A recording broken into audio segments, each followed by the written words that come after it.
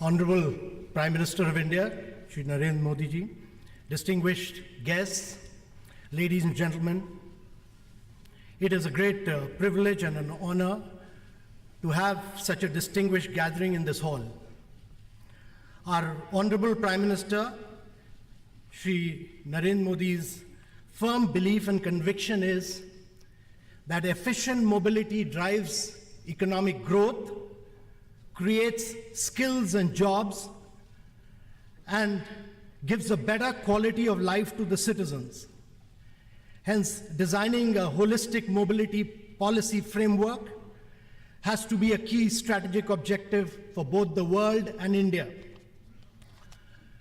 As a run-up to this summit, the Prime Minister has made us work with all the states, all the 36 states and union territories, with all the ministries, private sector, all the engineering institutions.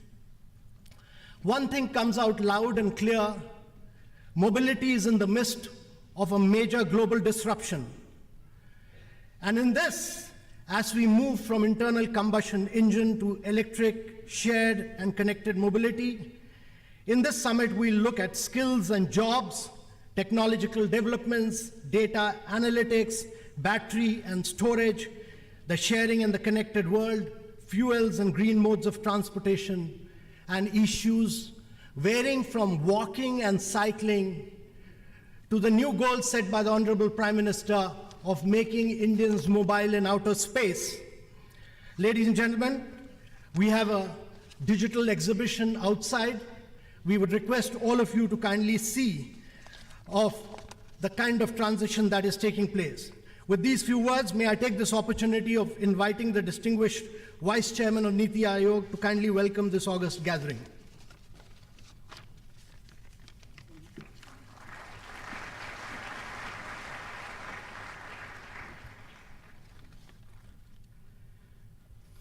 Respected Prime Minister, honorable ministers, honored guests and CEOs from abroad, Your Excellencies, ladies and gentlemen, it's indeed my proud privilege to welcome you all on behalf of Niti Aayog and the Government of India to this first Global Mobility Summit that we are organizing here under the directions of the Honorable Prime Minister. Ladies and gentlemen, this Global Summit signals India's commitment to seize the multifaceted opportunities that are being thrown up by modern mobility and the global disruption that it is causing. It also reflects our effort to play an effective role in using modern mobility for shaping a more eco-friendly and more people-friendly global future. India will play a major role in shaping the global mobility movement going forward. I have been fascinated, ladies and gentlemen, by the Prime Minister's sweep and enormity of vision combined with his eyes to detail, and his directions have been immaculate to us. Thank you, sir, for that. And thank you also for giving Niti this opportunity for leading the country in this innovative journey going forward. Sir, you had directed us to make sure that this summit was a culmination of substantive work, and this is shown in our collaborative preparation, which has gone on for months, involving all the stakeholders, industry, academia, government ministries, think tanks, and we have received very active cooperation and inputs from our sort of intellectual partners like IIT Mumbai, IIT Delhi, IIT Chennai, Tata Institute of Fundamental Research, Institute of Science, World Research Institute, TEDI, ORF, BCG, World Bank, and Intel, with whom we have just signed the first international Center for Transformative Artificial Intelligence. The results, Honorable Prime Minister, are in the 5 papers that will be presented to you very shortly by their own authors. We have also engaged with all the relevant ministries and all 36 states and union territories, and the result of that, the substantive result of that, is 22 state action plans which will be presented to the summit tomorrow.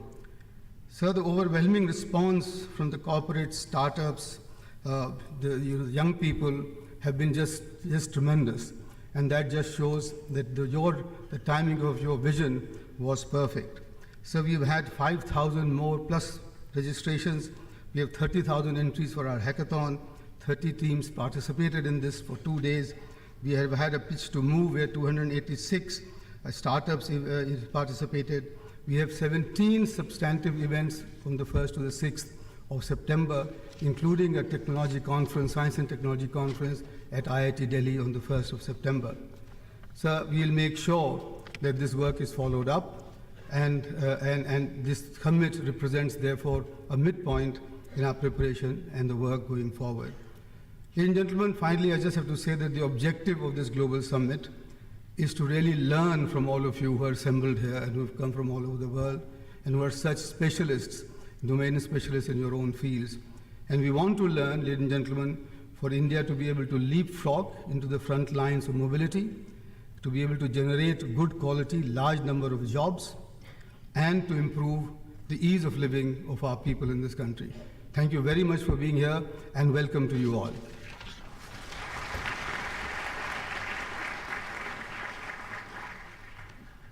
Ladies and gentlemen, we'll have a short film to show the critical significance of mobility on the lives of people and how it impacts the world and India.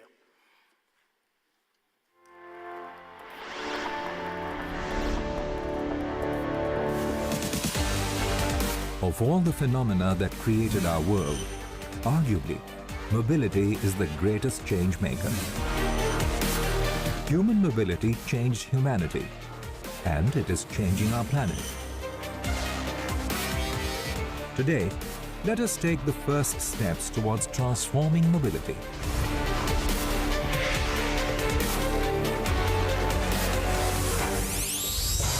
Our world is increasingly urban and increasingly connected.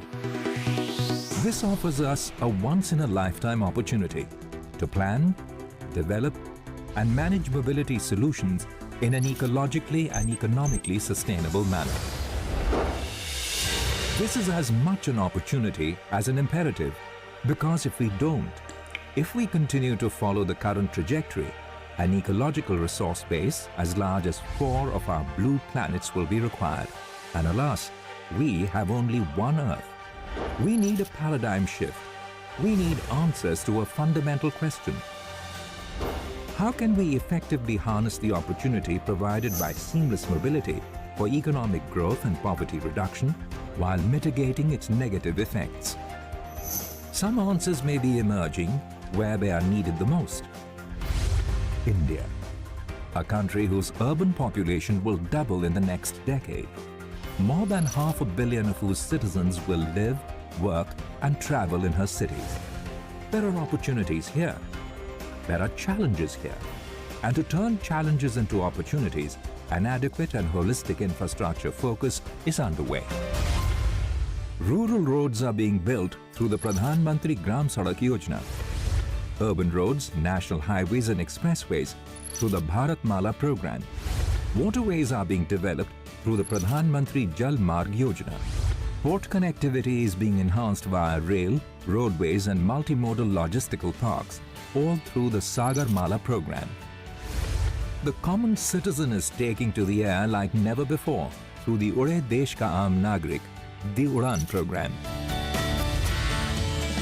India is moving to sunshine and wind to drive the biggest renewable program in the world, a target of 175 gigawatts by 2022, which it aims to surpass. The country has taken the lead in creating the International Solar Alliance of more than 121 countries for the efficient exploitation of solar energy and reducing the dependence on fossil fuels. To ensure future readiness, a series of fundamental steps are being taken. The One Nation, One Card program will be optimizing travel footprint and promoting seamless integration with public transportation. An increased emphasis is being laid on the safety of women and accessibility for the elderly and disabled. Land use integration is being done through master planning and the development of 100 smart cities. Data-driven measures are being adopted and intelligent traffic management systems being put in place. A major impetus is being given to electric vehicles, clean technology and battery manufacture. India has also catalyzed the evolution and growth of pooling, sharing and connected mobility through digital means. A recent study by Morgan Stanley shows that a confluence of trends are transforming India into the fastest growing Auto 2.0 market over the next decade. It estimates that almost 50% of the incremental new vehicle sales during 2017-2030 will come from India. A lot of these miles will be electric, shared and connected. India is therefore taking the ambitious challenge of manufacturing clean vehicles and batteries and accelerating the pace of innovation and research and development. As the Prime Minister of India, Shri Narendra Modi, has said, there is need to bring about a paradigm shift in urban planning by adopting a people-centric approach and integrating land use and transport. Bringing the world's story to India, taking India's story to the world, accelerating global growth, skills and employment, and speeding the world's transition to a clean energy future is the objective of this summit. We will move.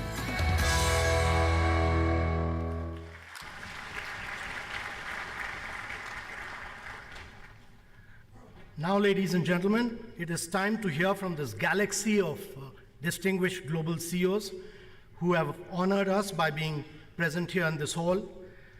I would only request the distinguished speakers to kindly stick to the time limit, as we want to run this conference with automobile-like precision.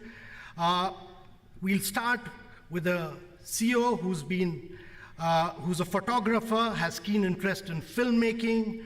He runs the Nanni Kali program, which provides free education to the girls in the country who are economically underprivileged. He also happens to be the executive chairman of the Mahindra Group, Mr. Anand Mahindra.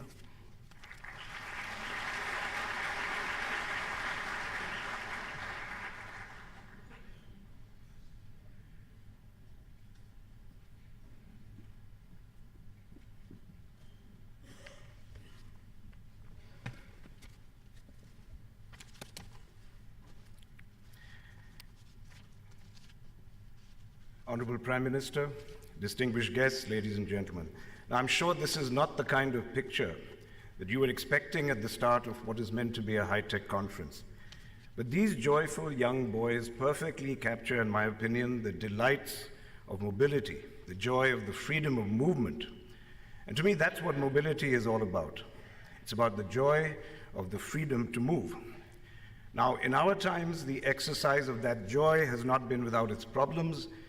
And today we are asking ourselves, what kind of mobility should we encourage and what should we leave behind?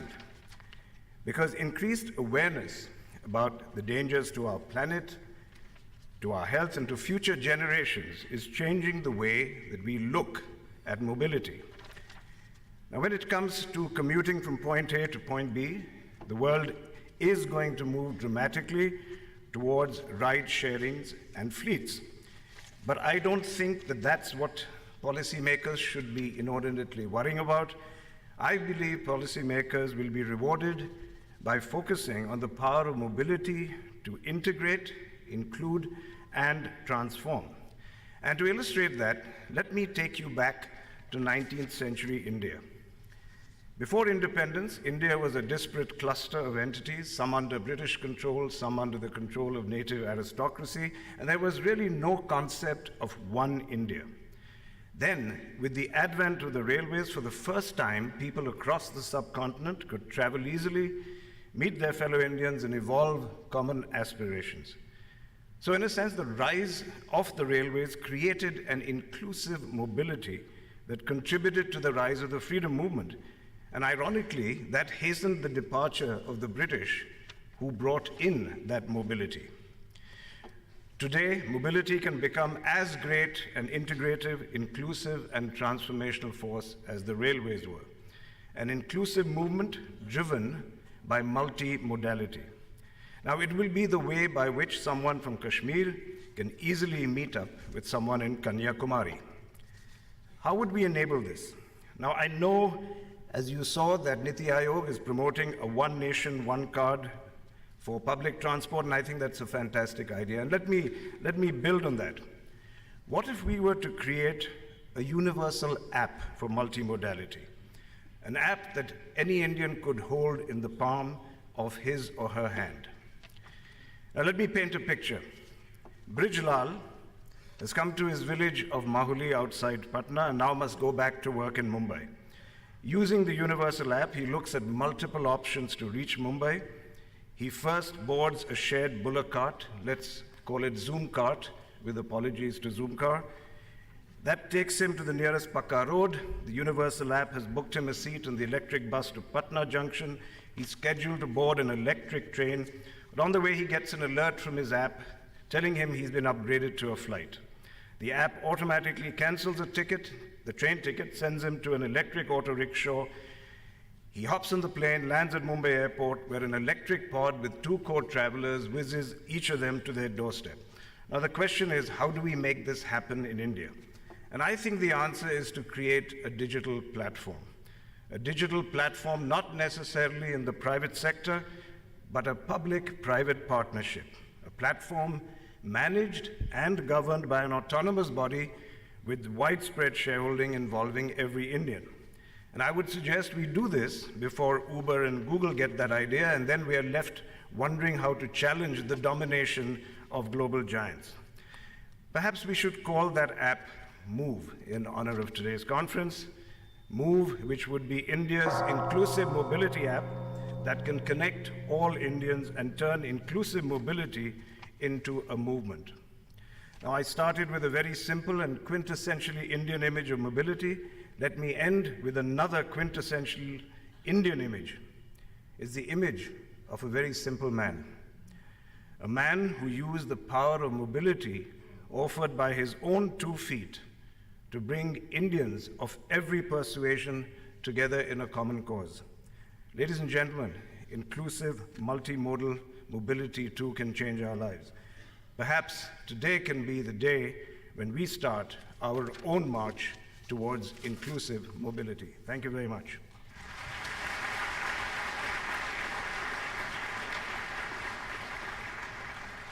Thank you, Mr. Mahindra. Our next speaker is an avid basketball player, has been described as someone who passes the ball around. His goal is not to make the biggest, but the most loved company in the world. Ladies and gentlemen, please welcome the Vice Chairman of Hyundai, Mr. Chung Yusen.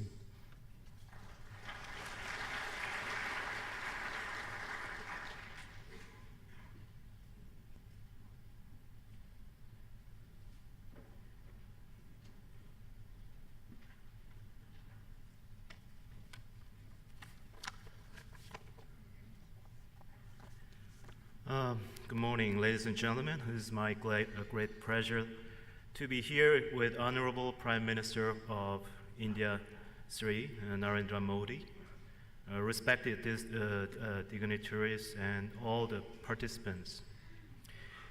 India has been taking the steps of a lion towards a great future. Prime Minister Modi has brought forth a national blueprint that emphasizes opportunity for everyone, from knowledge-based growth to future-oriented infrastructure. I believe India's robust growth is inspirational, especially for those around the world. The Make in India policy is a perfect case in point of the collaboration between public and private sectors, and Hyundai Motor Group is grateful to have joined India as a partner. There are a few facts that comes to my mind when describing India's future: high economic growth rate, a large young population, the world's second largest mobile infrastructure, and a strong IT industry. These represent potential to build on the success of digital India policies and become a global leader of the fourth industrial revolution.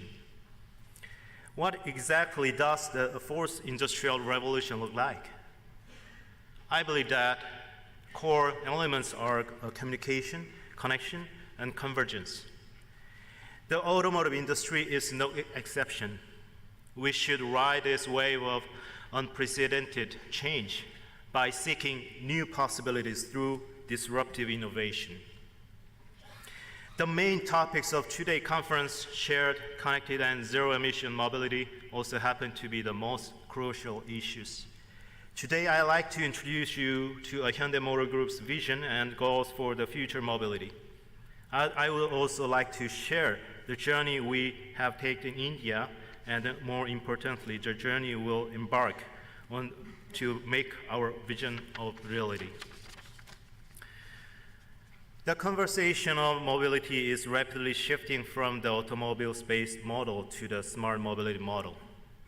This change is taking place because the social costs have been increasing due to accidents, congestion, and air pollution. What can we do to solve this problem? There are two key changes as we shift to the era of smart mobility. First, from a technology standpoint, vehicles are benefiting from rapid improvement in the area of connectivity, electrification, and intelligent safety technologies. Secondly, from a business perspective, the shared economy means that we as automakers are looking into the new ways of doing business. In this context, building relationship with information and communication technology companies and collaborating with governments are becoming more important for us all. As the value chain of the automotive industry has undergone a positive transformation, the rules of game have changed. As a result, Hyundai Motor Group is actively transforming from the car manufacturer to be a smart mobility solution provider. Now I'd like to share with you 3 pillars of smart mobility strategy.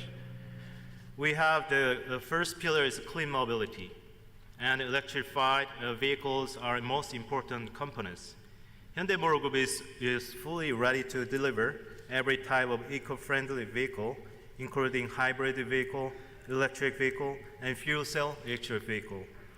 We are offering a wide range of transportation options, fine-tuned to suit market conditions, and meet customer needs. We will launch 3 economic and smart EVs in the Indian market.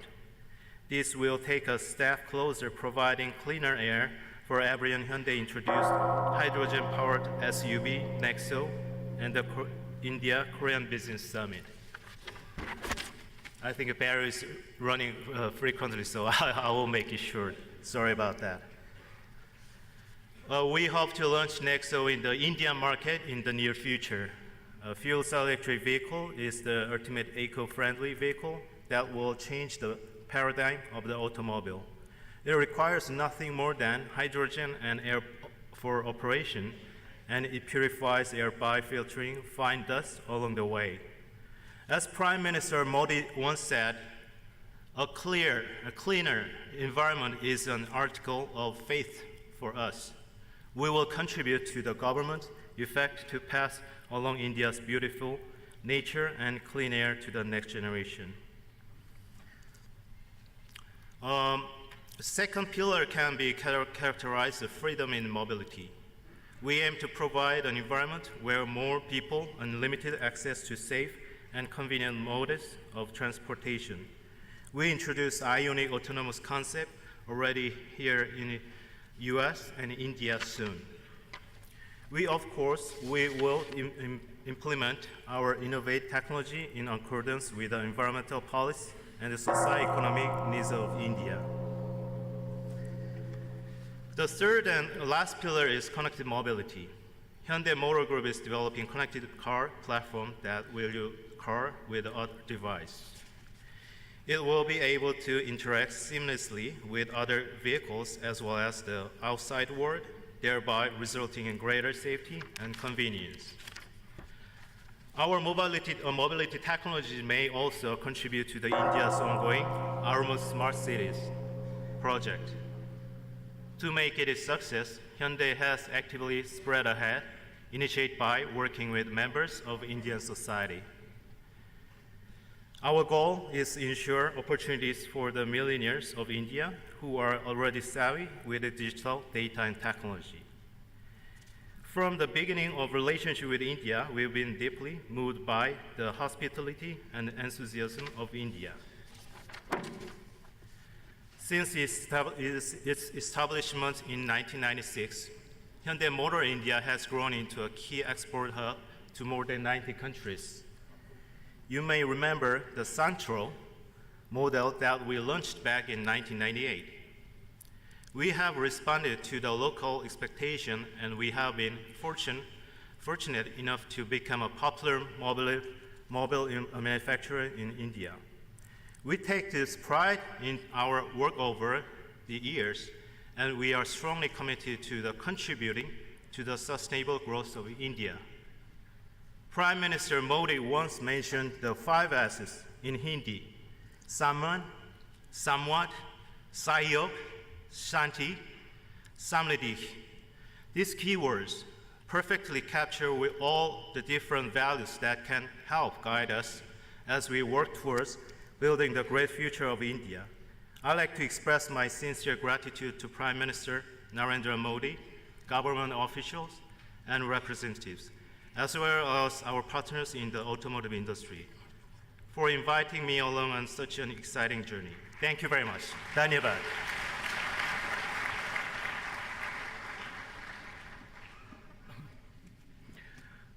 Our next speaker is a person who's responsible for one of India's most loved and trusted automobile partnership. He will speak in Japanese, and I request you all to put on your headset. Channel 1 is for Hindi, Channel 2 is for English. In 4 decades, Mr. Osamu has turned his wife's grandfather's loom-making business into one of the world's biggest automobile company and blazed a trail in the Indian market. He believes in cutting wasteful expenditure and saved his company $40,000 by removing light bulbs. Mr. Suzuki, please.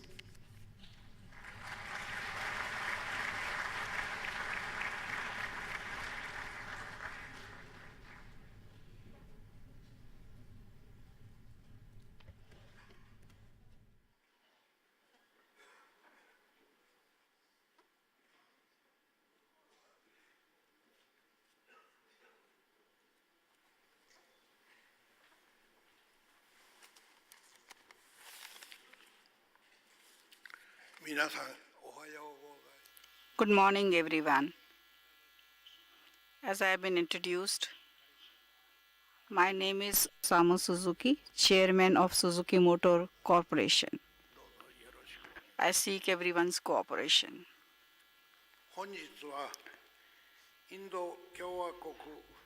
It's my honor and privilege to be here at Global Mobility Summit in the esteemed presence of His Excellency Prime Minister Mr. Narendra Modi. I'm really thankful for the same.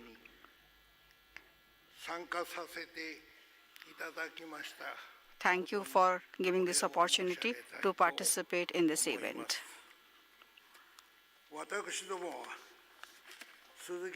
We have been manufacturing automobile in India since 1983, and it's a matter of great pride to us that because of our good quality and fuel efficiency, large number of Indians are using our products as their partner in daily life. Currently, vehicles manufactured in India have achieved nearly 100% localization, and we are proud to have realized Make in India.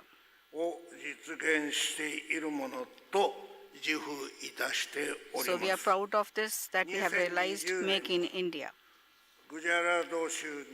We have also decided to commence production of lithium-ion battery for automobiles at our battery plant in Gujarat in 2020, and at the same time will continue to dedicate ourselves to the realization of a sustainable mobility society in line with great concept of Make in India.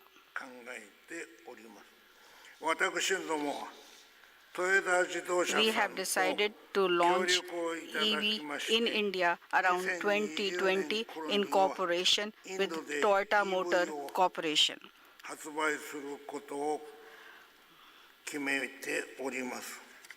インドの I'm 交通 pleased 事情 to に announce today that インド we の will お start 客様にとって安全で使い road やすい running test EV を using fleet 開発 of するため50 に EV prototype 来月 vehicles から in India from next month for developing 50 safe 台の and easy to use EV EV 試着車 for Indian customers 用いて in line with 路上走 Indian 行 climatic 試験を condition and traffic 開始する situation. ことを本日発表させていただきたく思っております。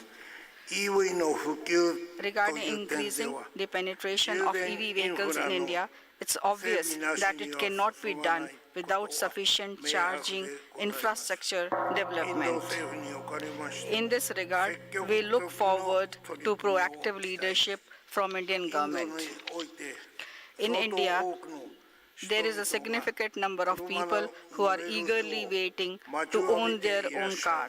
It is said that electrical vehicle will be approximately 30% in 2030, which means huge population 圧倒的大 of 多数の vehicles 車は would still be non-EV 以 at 外 that の time. 車となります。インド In の order to answer 国民の to the need 希望を of better 満たす lifestyle ことと and meeting expectations 環 of 境対策を Indian 同時に customers, 進める also resolving ためには environmental EV challenges at the の same みならず time, I ハイ think ブリッド車 not only electrical vehicles, but it would be essential to develop hybrid and CNG vehicles too.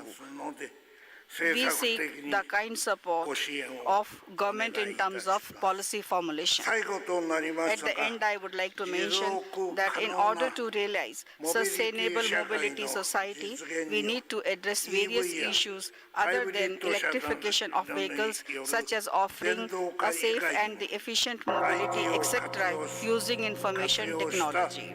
安全で効率的な社会を実現をはじめ、さまざまな課題があります。これらの課題に I would like to 取り組んでいくことを make effort to resolve all these issues. I would like to conclude my speech promising that we will continue to make our best efforts for resolving these issues. Thank you very much.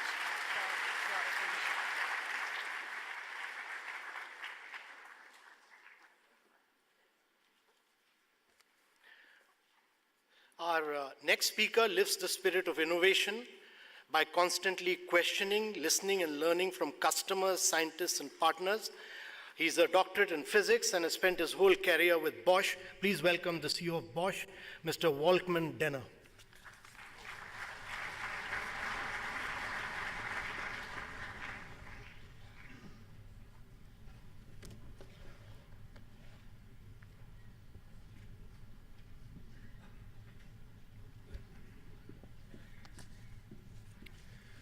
Honorable Prime Minister, distinguished guests, good morning. Meeting the increasing demand for mobility will improve the lives of billions of people. At the same time, increasing pollution and urban traffic are major concerns, particularly in India. At Bosch, our vision is clear. The future of mobility should be electrified, automated, and connected. We believe that these three lines of development will allow us to achieve mobility that is accident-free, stress-free, and as emissions-free as possible. However, it's more than just an attractive vision. We know well that the path towards mobility of tomorrow must begin with concrete steps to improving traffic today. Over the next few minutes, I'll give you some concrete examples of the work we are doing at Bosch. A major concern of India's citizens and government is the country's deteriorating air quality. Our vision is a combustion engine with negligible emissions. How can we achieve this? With the introduction of BS6 emission regulations in India, particulate matter emissions from diesel and gasoline engines will be drastically reduced by the use of particulate filters. Nitrogen oxides, particularly from diesel engines, also need to be addressed.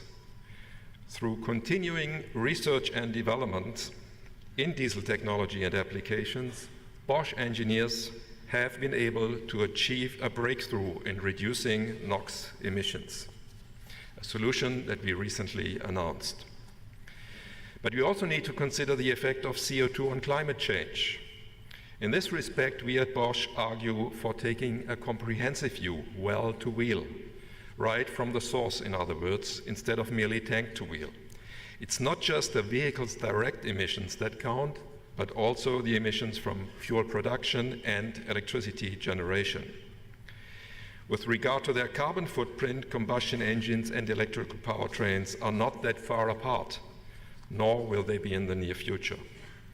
When it comes to combustion engines, we believe the key to reduce their carbon footprint lies in synthetic or carbon-neutral fuels whose manufacturing process captures CO2, and in this way, the greenhouse gas becomes a raw material from which fuel can be produced with the help of electricity from renewable sources. When it comes to electromobility, in recent years, Bosch has been continuously investing approximately 400 million euros annually. Today, more than 800,000 vehicles are on the road worldwide with Bosch technology. In the current context in India, we believe the 2- and 3-wheeler segment will be the first to be electrified. We are in advanced discussions with several key players to introduce our tailor-made solutions to this segment in India. However, there is not one solution that fits all. An important trend we see both globally and here in India is the coexistence of different powertrain technologies, because we believe a mix of combustion engines and electrification will be needed on this road to a fully electric future. Creating the right policies will help to achieve this. A technology-agnostic approach with the optimum powertrain mix has the potential not just to reduce CO2 emissions, but also to improve India's energy security. Accidents and road safety are another major challenge, which is especially relevant for India. Our research suggests that vehicles fitted with modern safety systems like anti-lock braking, ABS, or electronic stability program, ESP, can help prevent over 10,000 road deaths a year in India. Our studies indicate that fatalities can be reduced by 1/3 by introducing ABS in two-wheelers. With this in mind, we have developed the world's smallest and lightest two-wheeler ABS, which has been specifically designed to meet the requirements of the Indian market. And this system is fully developed and manufactured locally. Today, already 2 million two-wheelers in India have been fitted with our ABS. And given their significant impact on improving road safety, we recommend ABS and advanced systems such as motorcycle stability control to become mandatory equipment for two-wheelers in India. But without any doubt, the key frustrations of urban mobility today are congestion and parking space scarcity. One of our aims is to bring multimodal transport systems to life, for example, by connecting two-wheelers with bus and rail networks, and we are pursuing a wide range of projects in this area. But it's important that we not only focus on vehicle technology, but also think in connected ecosystems, the vehicle as a node or a sensor in the Internet of Things. Here I would like to cite a concrete example. Following an agreement with local authorities, Bosch has entered a partnership with German cities to jointly work out solutions to improve air quality and traffic flow. And this model of public-private partnerships between companies and cities might also be worth to be considered here in India. As one of our contributions, we are currently deploying an air quality monitoring solution to Bengaluru and Pune. In closing, I would like to summarize my concrete proposals for India. We at Bosch believe that electrification, starting from 2- and 3-wheelers and moving towards passenger cars, buses, and light trucks, are the future of sustainable urban mobility. On the road to full electrification, we believe a mix of combustion engines and electrification will be needed. The focus should be on making the internal combustion engine as close to zero emissions as possible and to use synfuels to reduce their carbon footprint. And where road safety is concerned, systems such as ABS and MSC should be made mandatory equipment for two-wheelers and ESP for four-wheelers. Looking ahead, I believe that three things are needed to help the mobility industry achieve the ambitious targets set by the Indian government. One is a thorough, consistent, and technology-agnostic legislative framework for future powertrains. The second is an adequate time frame for meeting these targets to ensure that employment opportunities are not disrupted. And the third is an appropriate physical and digital infrastructure. At Bosch, we are eager to help bring these to life and to support the country's pioneering Make in India, Digital India, and Smart City initiatives. Thank you very much.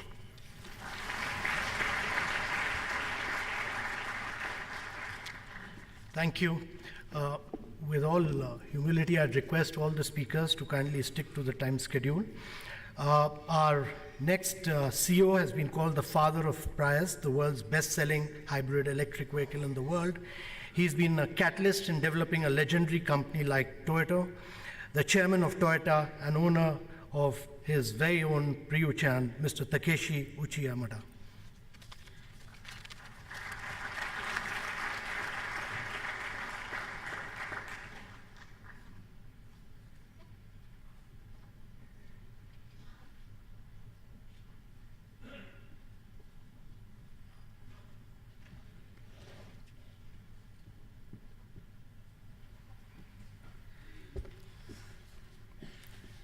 Namaste.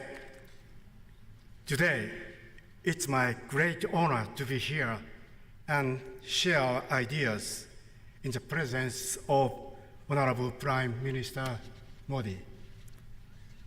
Toyota defined recent situation surrounding automobile industry as once-in-century transformation.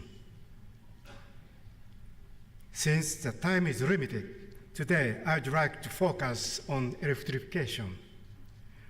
First, my personal challenge, developing the 21st century vehicle.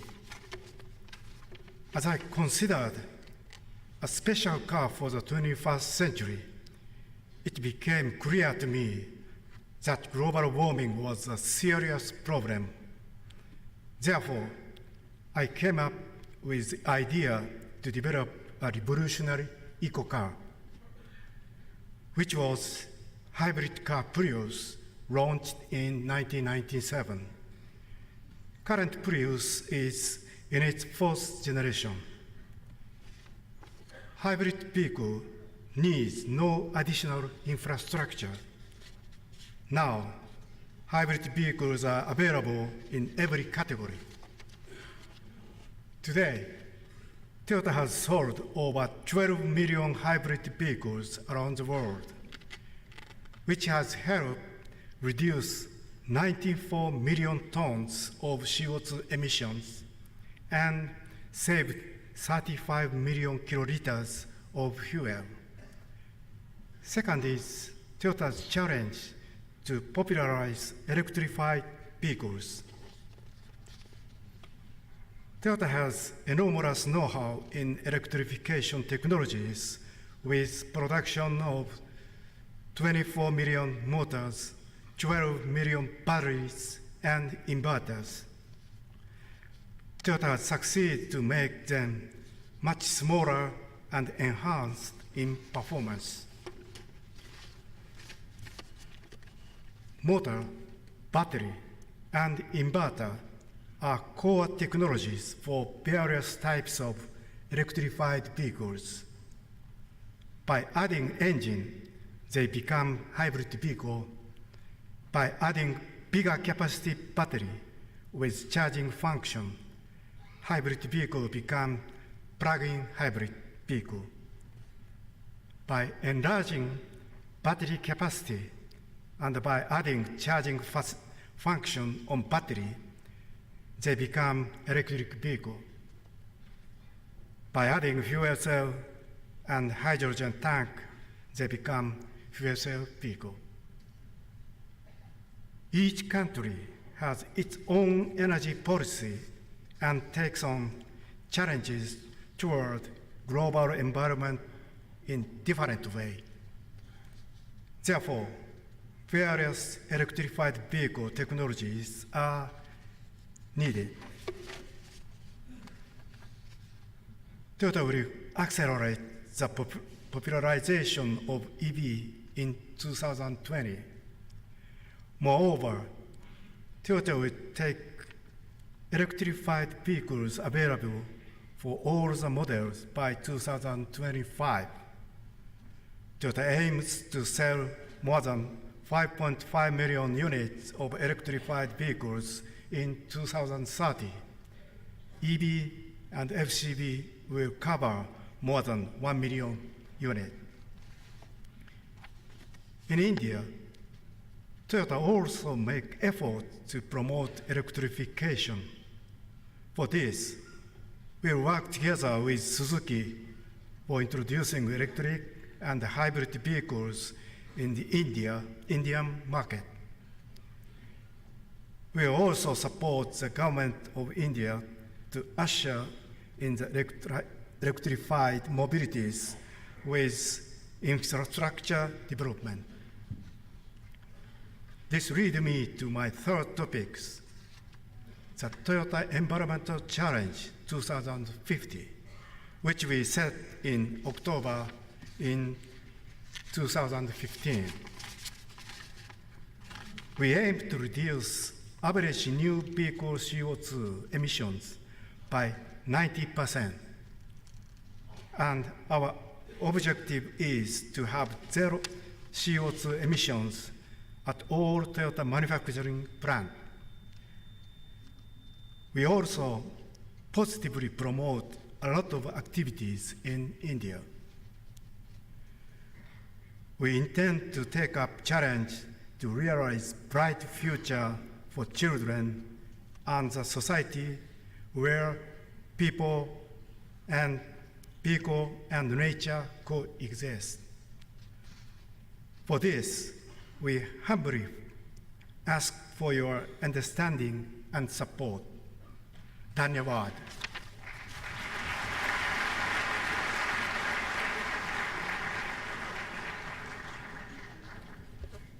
Thank you very much, sir. Our next speaker is a trained yachtsman and an accomplished player of the clarinet, saxophone, and accordion. He also drives the world of Fourth Industrial Revolution. Please welcome the Chief Executive Officer of ABB, Mr. Ulrich Spesshofer.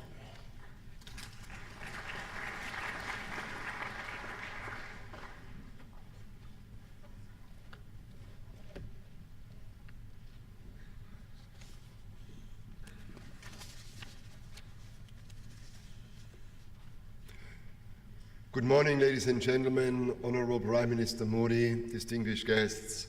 It is an honor to participate in this very, very interesting summit, and I would like to warmly thank you for the opportunity to do so. E-mobility is today recognized as one of the changing forces in the world, and it will change transport on the rail, on the road, and on the seas. This transition will not take place overnight, but we need to decisively drive it in a way that we ensure we realize the benefits whilst at the same time enabling technology development. I would like to comment positively the Indian government for its ambitious, enlightened vision for transforming the transport system to e-mobility, the bottom-up approach that you have chosen to really target 2- and 3-wheelers, vehicles and buses and railways used by hundreds of millions of Indians is an inspired way to drive and encourage the shift to e-mobility. We at ABB are a pioneering technology leader that supports technology development in all relevant spaces of utilities, industry, and transport and infrastructure. Here in India, with our 11,000 colleagues, we are supporting the development of e-mobility and infrastructure since more than 100 years. When we look at the field of e-mobility, I would like to give you technology examples that will prosper and support the development of India in the field of e-mobility. Take rail. Rail electrification is very often taken as a given, But today, we still have too many diesel on the locomotives in the rails. It is clear we can not only save fuel consumption and transform from diesel to electric, we can also significantly reduce the environmental impact by doing so, and by localizing our activities here in India. Since many years, we're contributing in that field.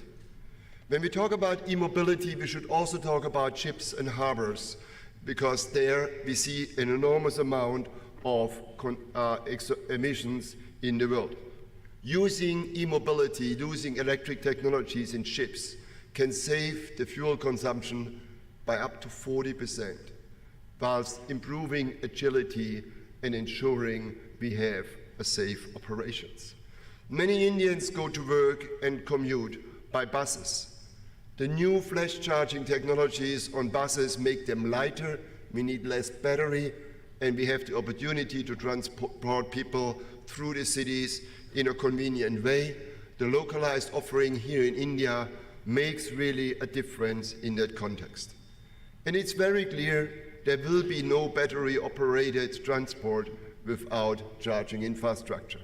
And I'm particularly proud that our team that has started up these activities 7 years ago is today globally leading in this field. Today, we are launching a world record technology here in India.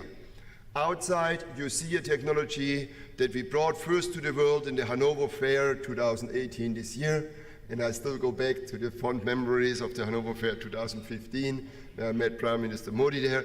With this technology, we have solved the issue now for India to fast charge cars. Nobody wants to spend too much time in charging. Everybody wants to convenience. With this new technology, we can charge in 8 minutes for 200 kilometers. So what does it take to make e-mobility happen, and what are the elements that we need to make sure that we provide? It's an integrated system, and only the integration will give the world the benefits in terms of cost, but also in terms of environmental impact in the way that we want. We need affordable electric cars here in India, and it's fantastic to see how our local partners here are coming out with e-rickshaws, two-wheelers, and very affordable buses in this environment. We need to have the charging infrastructure, and many of the e-rickshaw visions are not realized because people have to charge at home. In a recent project in a city here in India, we installed combined solar activity and EV charging to make that happen. The Indian distribution grid on the power side is needed to be reinforced. Fast charging means we need a stable distribution grid. And here we need to use the right technologies to get there. And last but not least, India's plans to push renewable energy are a key building block to make sustainable e-mobility end-to-end happening. I would like to thank you to have this opportunity to be here today, and I would like to encourage India to go on its path to ensure we're using technology to the better of the world, that we can run India without consuming the soil of India. So let's write this future together. Thank you very much.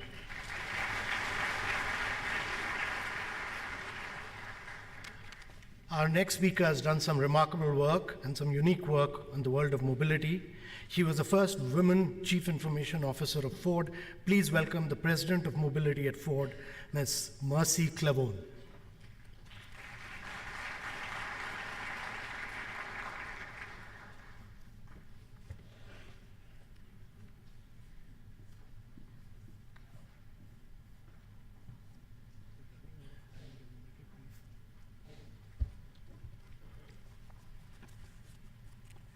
Honorable Prime Minister of India, distinguished gathering, ladies and gentlemen, I first like to applaud Niti Aayog and Amitabh Kant for the efforts in organizing this very important summit. I'm honored to be here with you. Ladies and gentlemen, the 20th century belonged to automobiles. Cities around the world were designed around and for cars, with little consideration given to user-friendly spaces. In fact, public spaces and parks were sacrificed for parking lots.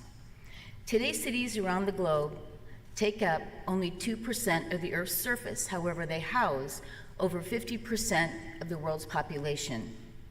They're responsible for consuming over 3/4 of all the energy produced and 80% of global gas emissions. Together with China and Nigeria, India will account for 35% of the projected growth of the urban population between the years 2018 and 2050. Personal mobility has long been a liberating force to progress human progress and, in fact, our very existence. However, personal mobility is under threat. Threats from overcrowded cities, overburdened mass transit, congestion, and increasing levels of pollution. I know the dialogue today will help India be a role model and leader to improve accessibility and the quality of life. To do this, we must work together to fundamentally redesign today's transportation systems so cities can effectively absorb growing populations and still maintain freedom of movement. For a city to be truly smart, it should be green, sustainable, and it should be about people, emphasizing quality of life. In India itself, the government is developing 100 smart cities across the country that are efficient, sustainable, and driven by citizen planning, and also adapting 500 portions of existing city centers. At Ford, we realize that a collective effort is needed to address mobility needs. And today, our City Solutions Group in India is collaborating with various city stakeholders to help solve congestion and improve the way we move. Flexibility and responsiveness are changing ways of commuting. Alternative modes of transportation we offer globally at Ford include our Chariot shuttle service, which operates in a number of U.S. cities and London, and our Go Ride service, which is a human-centered, non-emergency medical transport service. Ford's testing of shuttle services in Asia and India is part of our journey. We have launched a pilot for employee services that have garnered over 70,000 rides today, and we're moving this to other companies as well in Chennai. Today, however, most transportation services operate individually. We believe that in the future, you will not only see services and transportation options connected to each other, but also connecting with cities and their infrastructure to deliver more personalized and efficient services.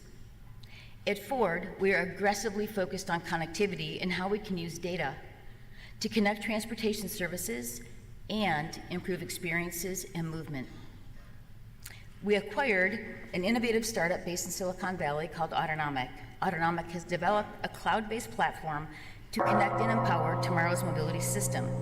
The cloud-based platform, or the TMC, is an open, secure platform that will provide the building blocks for smart mobility applications such as routing self-driving cars, managing large-scale fleets, and we use this today to manage our own fleets. At Ford, we're working on how smart city vehicles and autonomous vehicles will talk to infrastructure, from stoplights, traffic signs, to cyclists and pedestrians.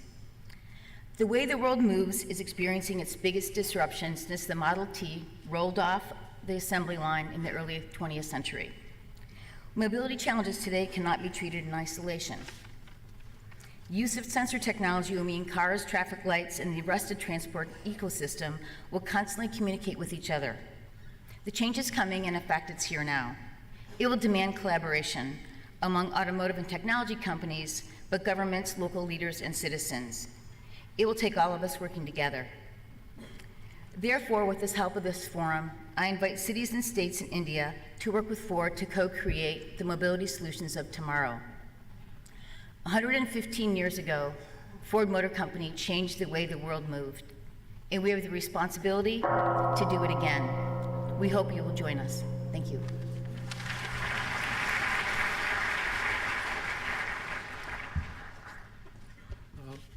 With great respect, I'd request the remaining speakers to kindly stick to the time schedule.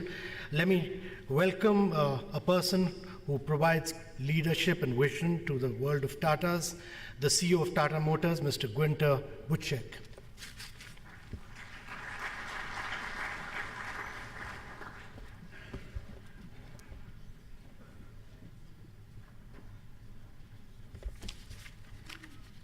Hoppala.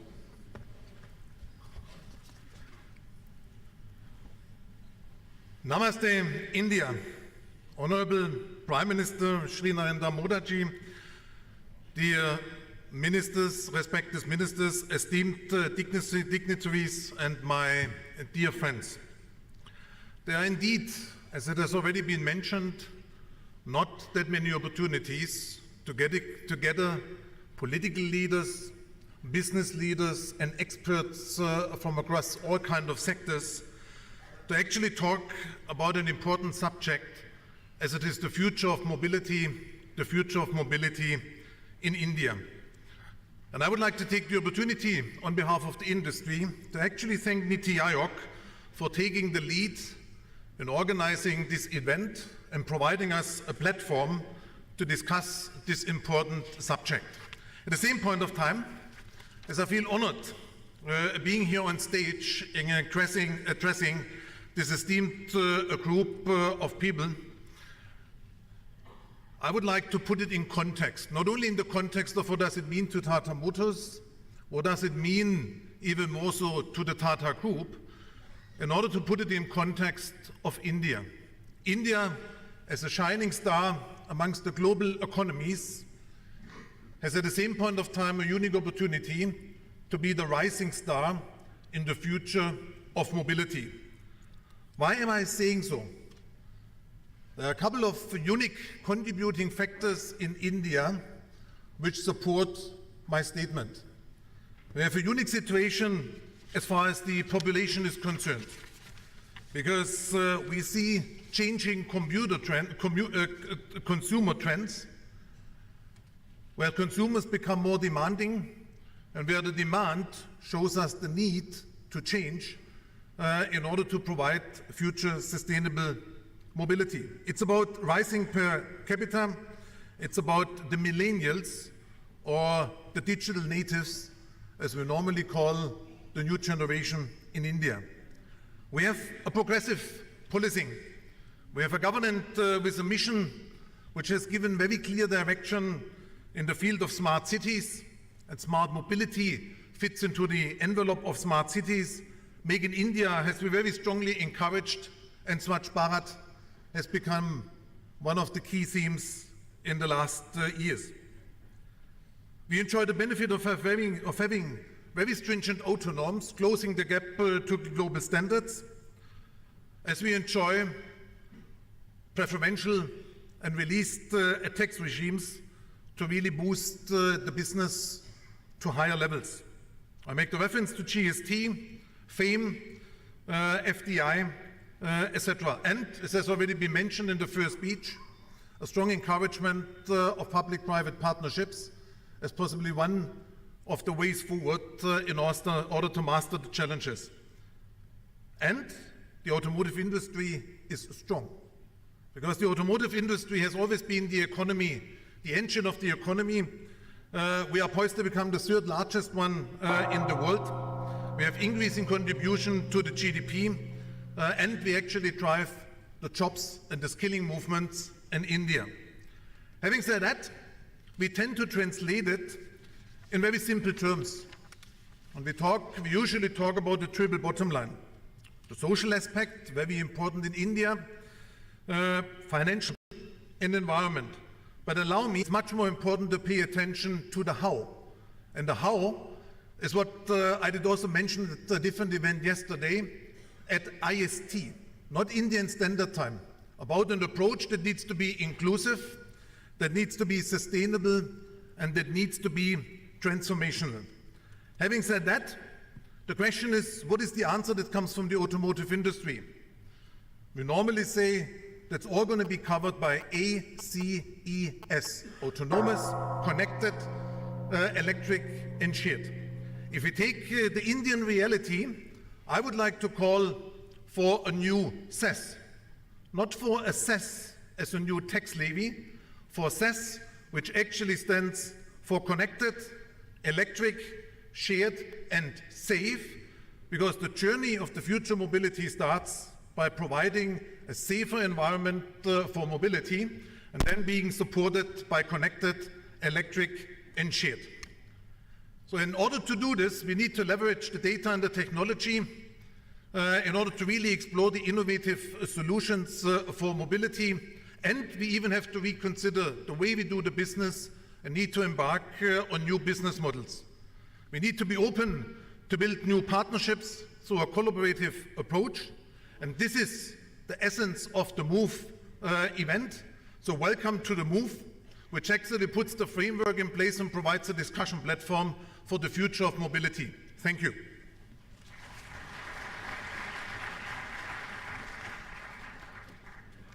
Our next speaker is the world's largest producer of cycles, and he believes that the future of mobility lies in cycling. Mr. Pankaj Munjal. I would request him to be extremely brief.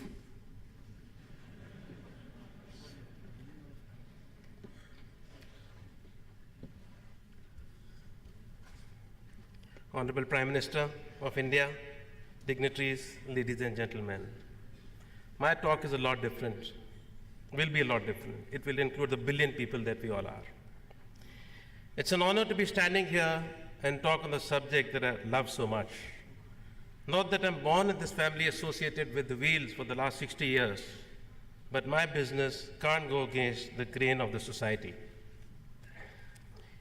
India consumes 35 lakh cars, 2.5 crore motorcycles, but only 1.5 crore cycles.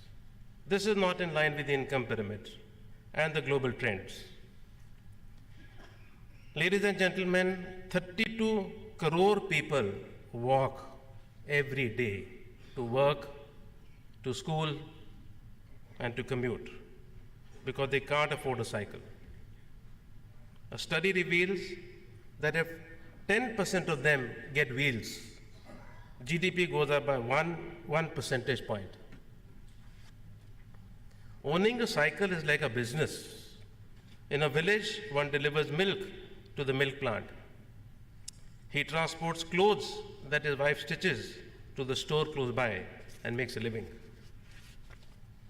In modern India, we face 4 social issues: urban congestion, urban pollution, fossil fuel depletion, and health going down. A bicycle remedies them all. What does the future of transportation look like? I'm sorry, gentlemen, sitting here, you're not going to get amused. Surely the solution is not more poor people will drive cars. Even if the car is clean, it still creates a jam. One drives a car to the gym for spinning a cycle. We love our own car, but blame the other for creating traffic. Prime Minister, sir, the youth of the country looks up to you as a role model, guiding them for a bright tomorrow. You identified with large intervention plans such as Swachh Bharat and Swasth Bharat, where the bicycle can play a small role, meaningful role in that. I feel very excited to share today. Hero has launched the new e-bike, which you should please see outside. I met the Prime Minister in England some time back. I was very excited. He asked me what is special. I didn't have an answer. But I shared with him now, this costs 7 paise per kilometer. 1/50th of that of a motorcycle. 1/50. Is a humble bicycle and an e-bike the next big solution for the intracity commute? I submit it is. Hero makes 5% of the world production and is the world's #1. And I'm going to have a goal to make all my 6 million bikes that we make more and more electric. Sir, to sum up, we need 3 things. Microfinance. Cycle needs a microfinance. Safety on the roads, and integrate last mile connectivity. With these, we can try and aim for that 1% extra GDP. Thank you.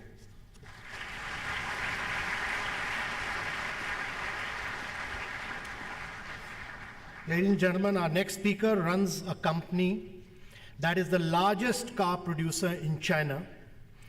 He is a distinguished Politburo member of the Communist Party of China, and took over as the president of SAIC Motor Corporation in 2014.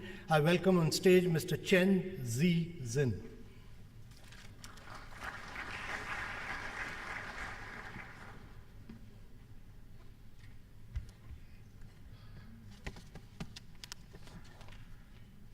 Honorable Prime Minister Modi and senior government officials, delegates, distinguished guests, gentlemen, namaste, hello everyone.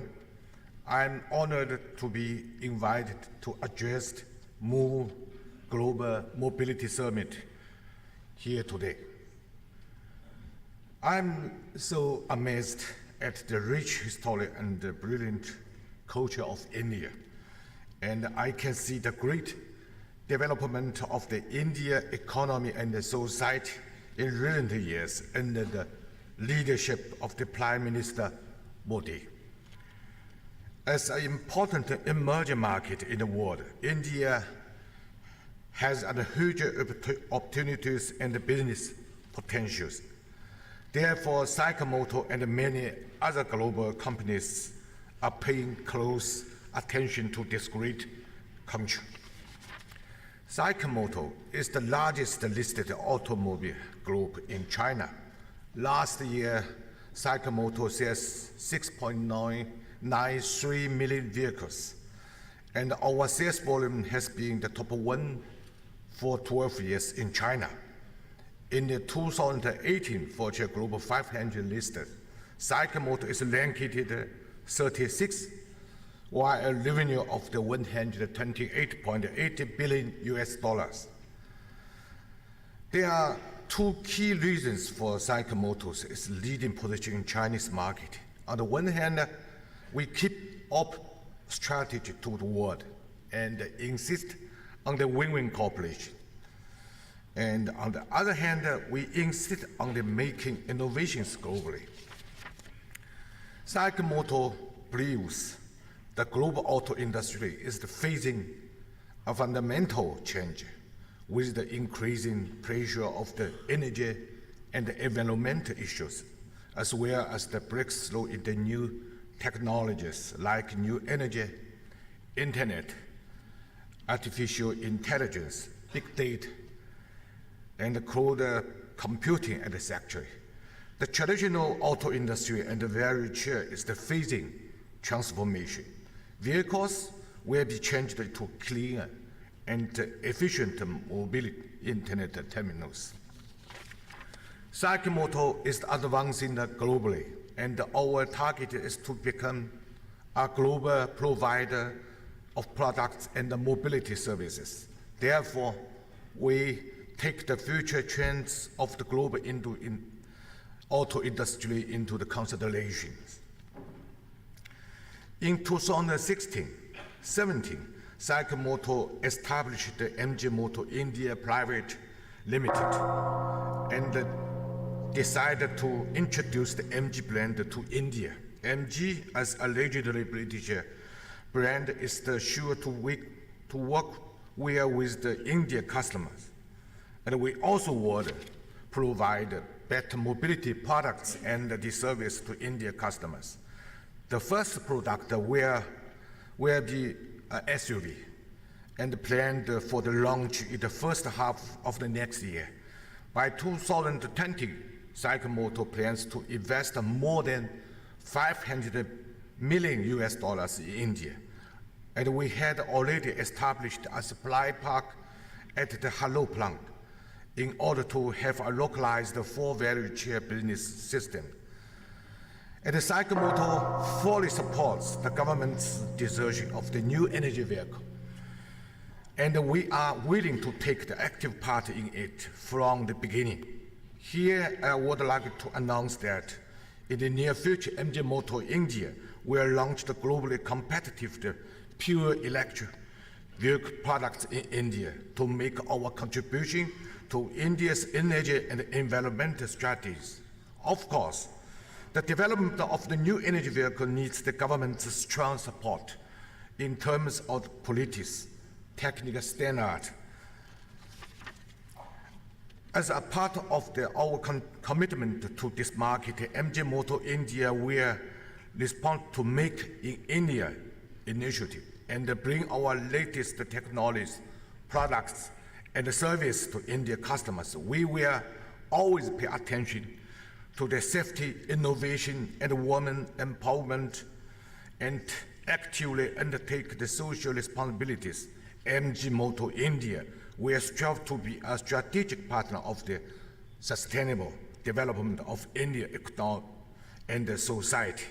Once again, I would like to thank to India government for giving SIC Motor this great opportunities. I believe this will be a great beginning of MG's journey in India. Like you said, Prime Minister Modi, Sabka Sabt, Sabka Vikas. Thank you.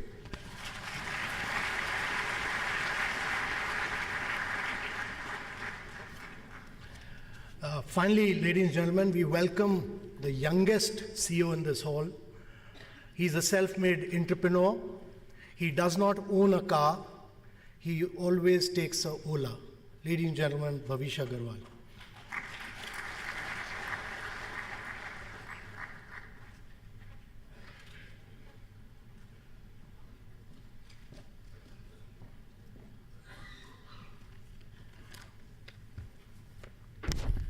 Good morning, everybody.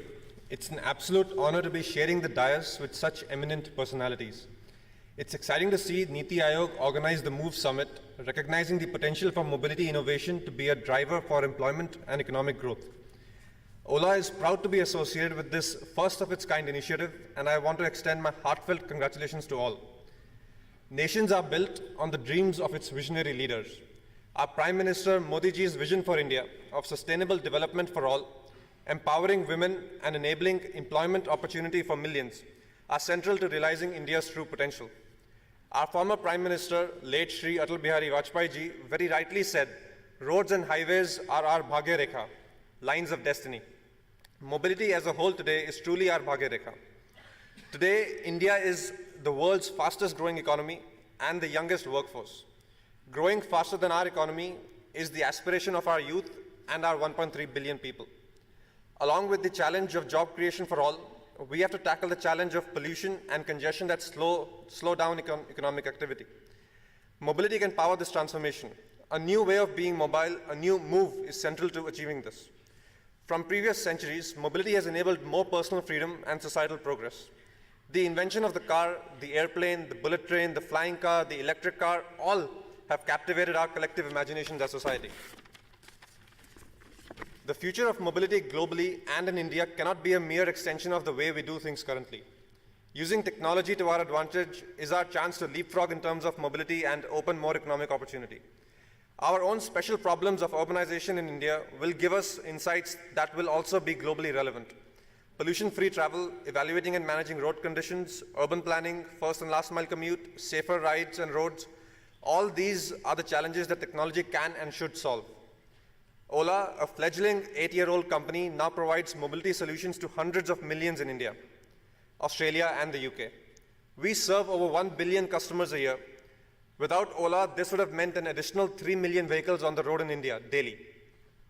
Women take thousands of rides to their work or for their other errands daily on our autos and cabs.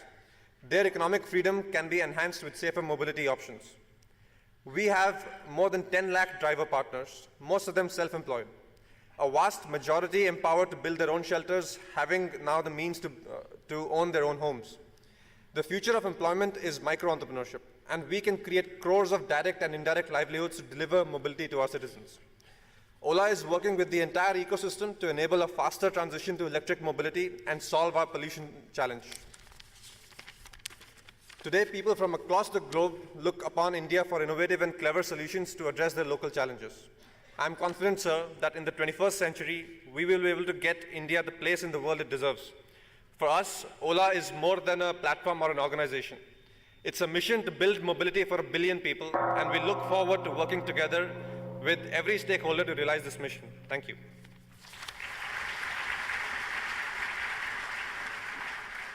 Thank you, Bhavish.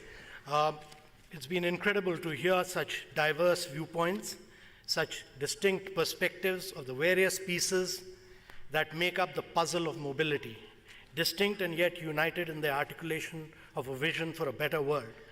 We now come to a part of the ceremony that has had a lot of intellectual and academic work over the last several months. The Honorable Prime Minister had directed us to consult various stakeholders, and we'll be presenting these reports to the Honorable Prime Minister. May I now request the Honorable Prime Minister of India, Shri Narendra Modi, to kindly receive these reports from the distinguished writers. May I also request the Honorable Vice Chairman of Niti Aayog and the Honorable Minister to kindly escort the Honorable Prime Minister.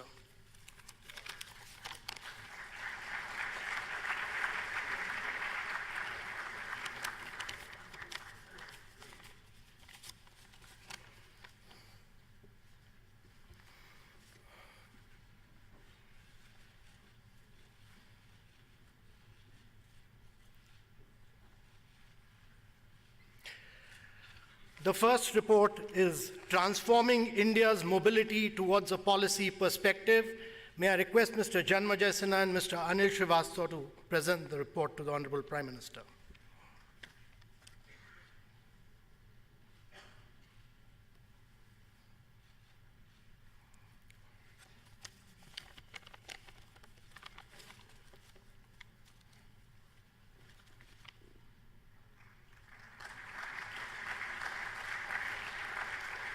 The next report is Zero Emission Vehicle Towards a Policy Framework. May I request Mr. Sitapati Chanda and Mr. Ashok Jhunjhunwala to present the report.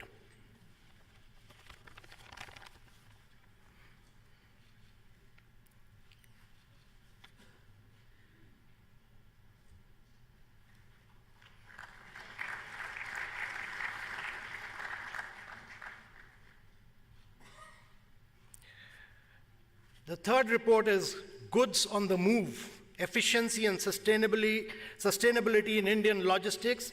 Mr. Amri Lovins, Mr. Abhishek Kumar Saxena, and Mr. Lav Bhardwaj, please.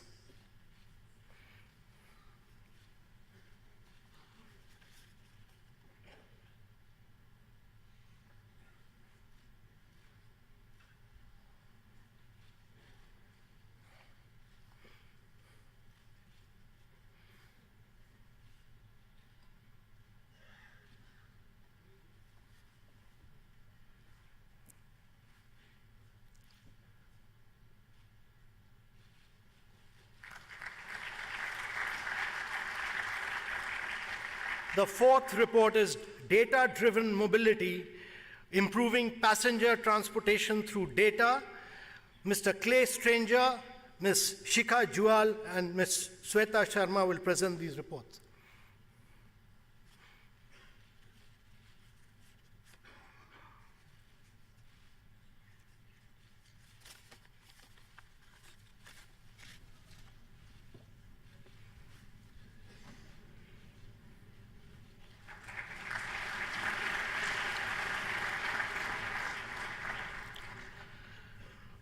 Moving Forward Together, Enabling Shared Mobility in India, report prepared by Ishita Kandre and Mr. O.P. Agarwal.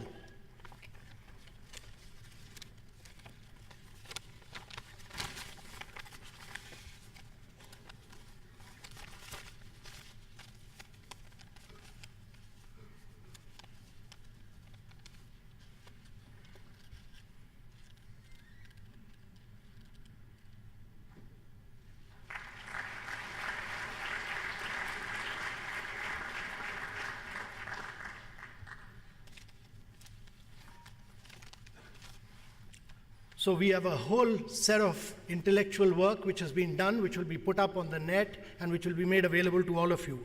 Now, ladies and gentlemen, we look forward to the time which we have been waiting for, the address by the Honorable Prime Minister of India. So, ladies and gentlemen, may I request you to kindly welcome the Honorable Prime Minister of India, Shri Narendra Modi.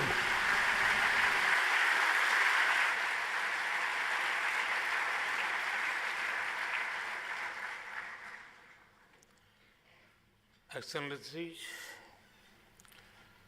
distinguished delegates from across the world, ladies and gentlemen, I welcome you all to the Global Mobility Summit. MOVE. The name of this summit captures the spirit of India today. Indeed, India is on the move. Our economy is on the move. We are the world's fastest growing major economy. Our cities and towns are on the move. We are building 100 smart cities. Our infrastructure is on the move. We are building roads, airports, rail lines, and ports at a quick pace.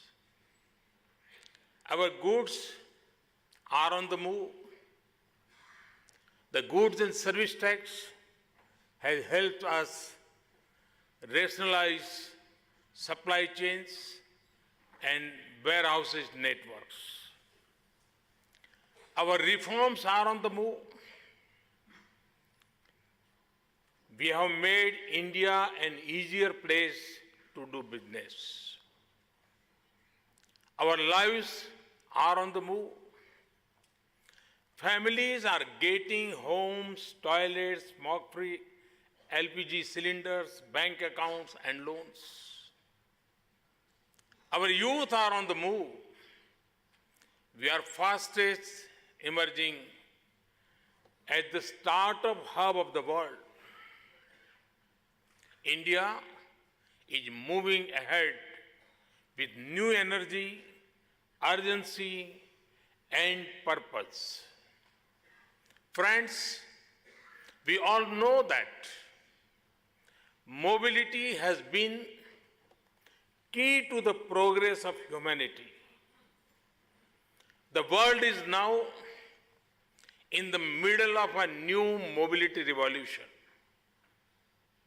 It is therefore important to understand mobility as a wider construct. Mobility is a key driver of the economy. Better mobility reduces the burden of travel and transportation and can boost economic growth. It is already a major employer and can create the next generation of jobs. Mobility is central to urbanization.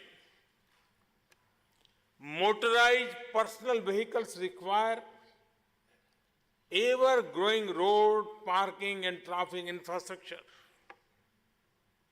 Mobility is a key element of ease of living.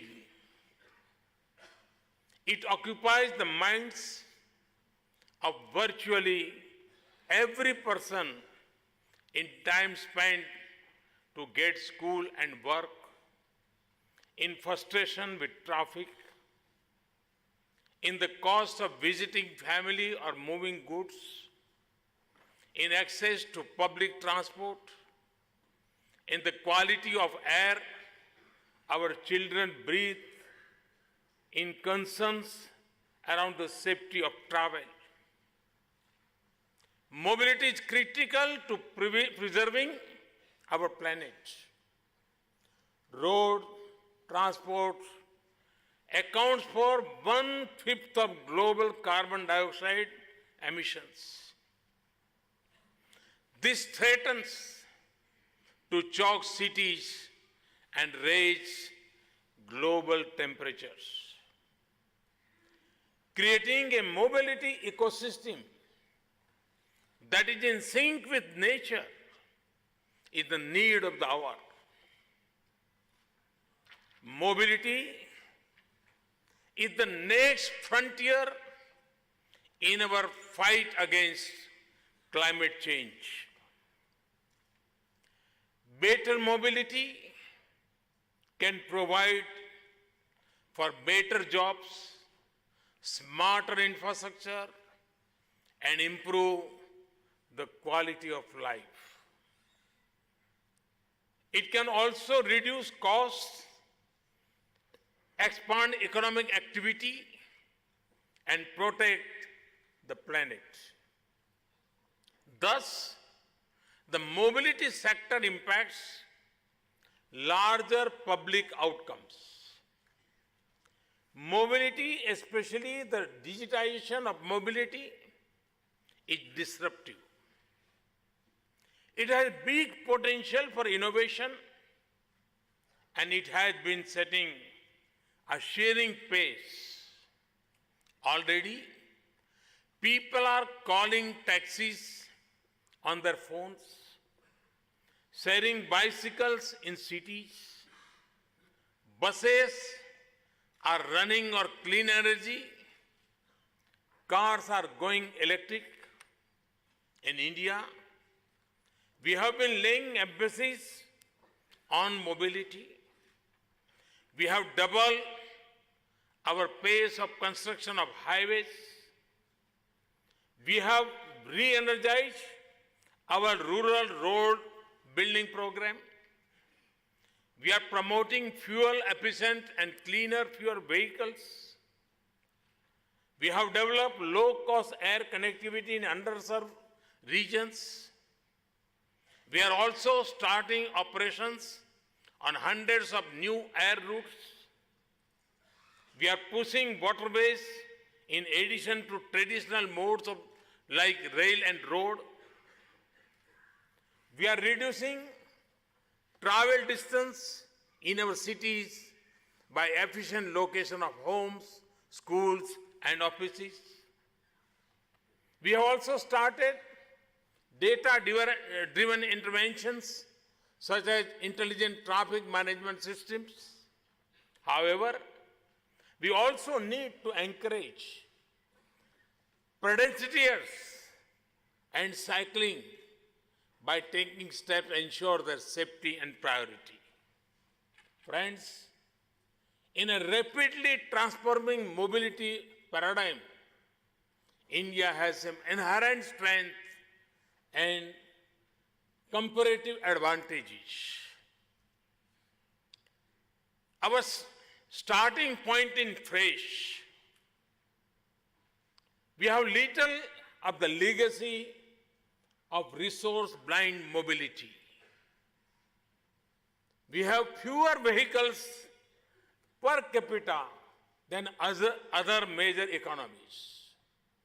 Thus, we do not carry much of the baggage of other economies that were built on the back of private car ownership. This gives us the window of opportunity to create an all-new seamless mobility ecosystem.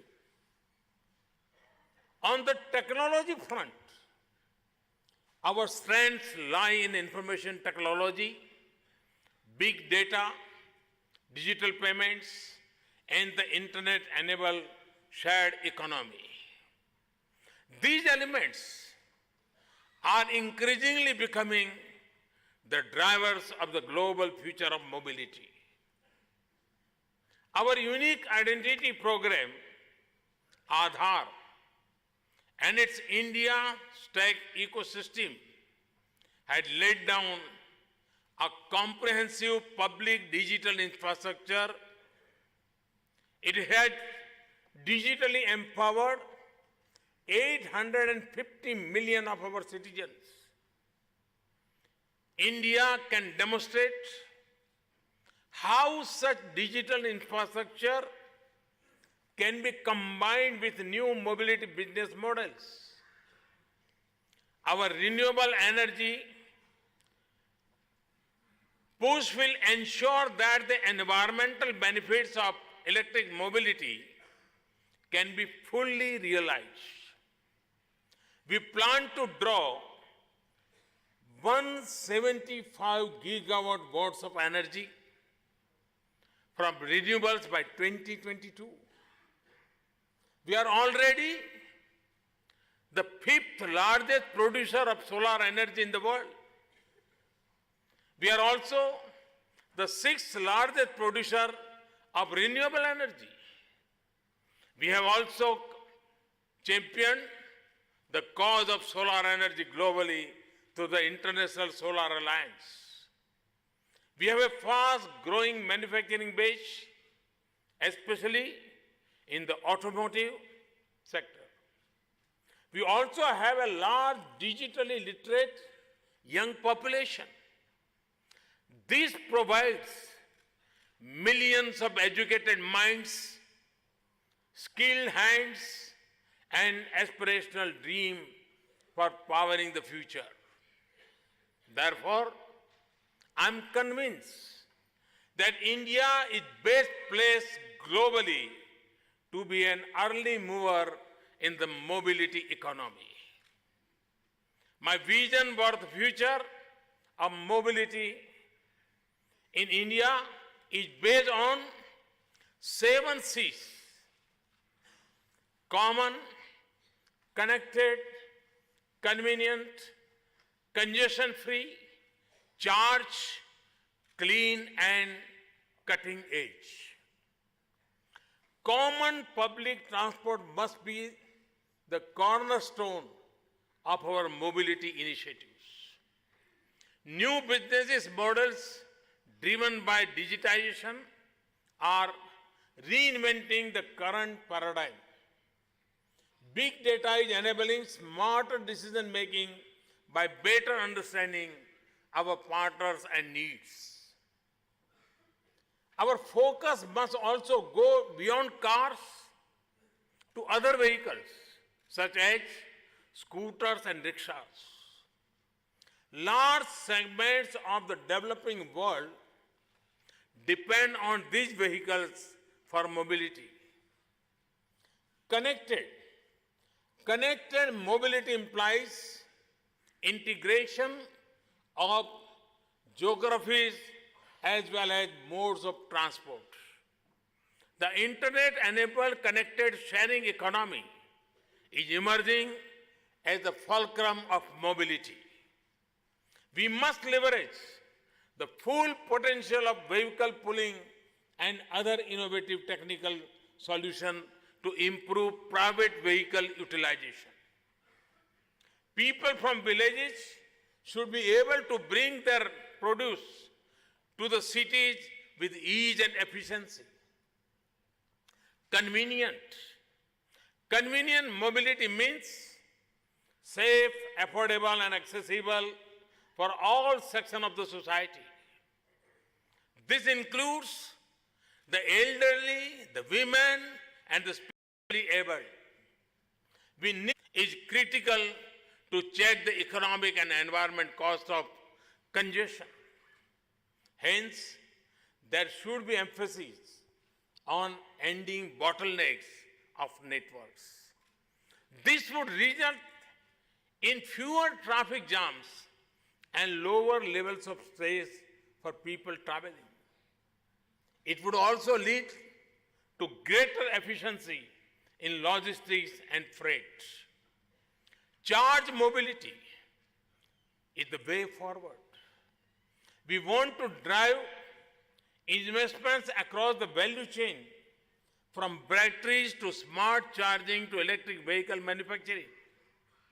India's business leaders and manufacturers are now poised to develop and deploy breakthrough battery technology. The India Space Research Organization uses one of the best battery systems to run satellites in space. Other institutions can partner with ISRO to develop cost-effective and efficient battery systems for electric cars. We want to build India as a driver in electric vehicles. We will soon put in place a stable policy regime around electric and other alternative fuel vehicles. Policies will be designed as a win-win for all and enable huge opportunities in the automotive sector. Clean mobility powered by clean energy is our most powerful weapon in our fight against climate change. This means a pollution-free, clean drive leading to clean air and better living standards for our people. We should champion the idea of clean kilometers. This could be achieved through biofuels, electric or solar charging. Electric vehicles in particular can complement our investments in renewable energy. We will do whatever it takes because this is our commitment to our heritage and our promise to future generations. Mobility is like the internet in its early days. It is cutting edge. It is the next big innovation sector. The Move Hack and Pitch to Move events organized over the past week show how young minds are coming up with creative solutions. Entrepreneurs should see mobility as a sector with immense opportunity for innovation and growth. It is a sector where innovation can help solve problems for public good. Friends, I'm convinced that the mobility revolution is an enabler of our growth and development. When India transforms mobility, it benefits 1/5 of mankind. It also becomes a scaled success story for others to replicate. Let us build a template for the world to adopt. In conclusion, let me particularly appeal to the youth of India. My young, dynamic friends, this is your opportunity to lead a new era of innovation. This is the future. This is the sector that will absorb everything from those with doctorates to engineers to drivers to mechanics.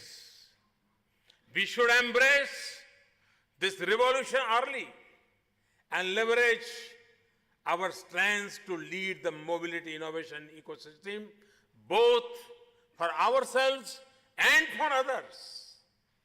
The talent and technology assembled here today has the capability of making a transformative mobility shift for India and the world.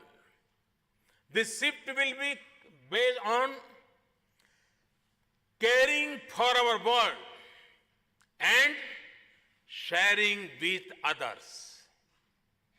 To quote from our ancient scriptures, Om Sahana Vavtu Sahana Bhunaktu Sahaviryam Karavavahai Tejasvinam Vadyamatamastu Ma Vidvishavahai.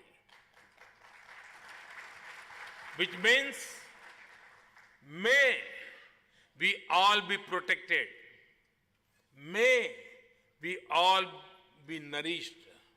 May we work together with great energy. May our intellect sharpen.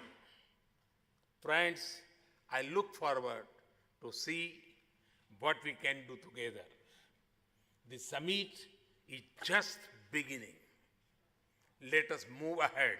Thank you. Thank you very much.